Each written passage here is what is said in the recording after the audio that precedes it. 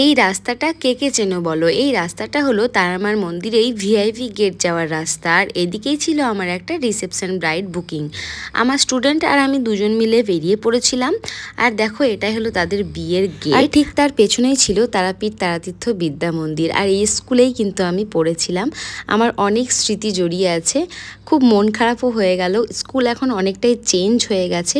সেই কথা বলতে বলতে আমার স্টুডেন্টের সঙ্গে পৌঁছে গেলাম ব্রাইডের কাছে। ব্রাইডকে জিজ্ঞেস করলাম কেমন লুক চাই। সে একদমই বলতে চাইলো না, সে লজ্জা পাচ্ছিল। আর আমাকে বললো তোমার মতো করে করে দাও অফ ক্যামেরায়। তো তারপর আমি শুরু করে দিলাম তার মেকআপ। প্রিভিয়াসের জন্য আমি ম্যাকাজমিয়ার রিয়েল ম্যাজিক। ম্যাকাজমিয়ার প্রত্যেকটা প্রোডাক্টই কিন্তু অসাধারণ, মেকআপকে লং লাস্টিং অনেকক্ষণ হোল্ড করতে সাহায্য করে। আর কে আছো এরকম যার নতুন নতুন প্রোডাক্ট দেখলে মনে হয় যে কবে কিনবো কবে কিনবো? আমার তো খুবই মনে হয় যে নতুন প্রোডাক্ট দেখলেই মনে হয় কবে কিনবো।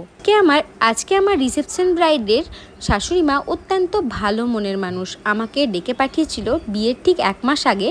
সে গায়ে হলুদে কী পরবে, বিয়ের দিন কী পরবে এবং রিসেপশনের দিন কী পরবে। আমার সামনে প্রায় 20-30টা বেনারসি রেখে বলেছিল তুমি পছন্দ করে দাও, যেটা তুমি বলবে সেটাই হবে। আর আমার খুব ভালো লেগেছিল যে আমার ওপর দায়িত্ব দিয়েছে। যাই হোক, আমি কিন্তু পুরোটা দায়িত্ব নিইনি। আমি মোটামুটি বলে এসেছিলাম যে তোমরা এগুলো করতে পারো। তো সেরকমভাবে হয়েছিল, আমার খুব ভালো লেগেছিল। চলো কথা বলতে বলতে মেকআপটাও কিন্তু প্রায় শেষের দিকে। একটা তোমাদের কথা বলি, আমি যখন গরমের সময় ব্রাইড করতে যাই তখন প্রত্যেকটা ব্রাইডের মুখেই কিন্তু জল স্প্রে করি। আর জল স্প্রে করার একটাই কারণ, মেকআপটা কিন্তু অতি লং লাস্টিং হয়ে যায় এবং ঘামলেও অত সহজে মেকআপটা নষ্ট হয় না।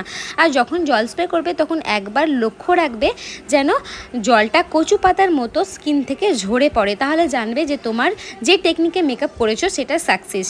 আর একটা কথা কি জানো তো, ব্রাইডের এত বড় চুল ছিল যে চুল নিয়ে আমি পুরো হিমশিম খেয়ে পড়েছিলাম। এবং ভালো করে ক্রিম্পিংও বসছিল না, কারণ আগের দিন স্প্রে এবং তারপরের দিন জল তেল এইসব পড়ার কারণে ভালো করে আমি হেয়ার স্টাইলও করতে পারিনি। আর কারণে আমি কিন্তু আমার স্টুডেন্টকে একটু বললাম ক্রিম্পিংটা করে দিতে, তারপর আমি ফুলগুলো রেডি করতে শুরু করলাম। দেখছো তো আমার ব্রাইডের কত বড় চুল।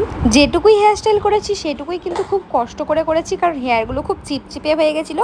এটা হলো আমার ব্রাইডের ফুল লুক। চলো ব্রাইডের কাছেও জেনে নিই তার কেমন লাগলো। ভালো, খুব সুন্দর। ভালো লেগেছে তো? মেকআপ হেভি হয়েছে না ঠিকঠাক আছে? ওই লজ্জা লজ্জা মুখ করে আমাকে বলল ভালো হয়েছে, এর থেকে আর বেশি কিছু নয়। কিন্তু শাশুড়ি মা শ্বশুর বাড়ির সবাই খুব পছন্দ হয়েছে, আমারও খুব ভালো লেগেছে। আর তোমরাও জানাবে কেমন হয়েছে। সবাই ভালো থেকো, সুস্থ থেকো। দেখা হচ্ছে নেক্সট কোনো ব্লগে। Tata bye.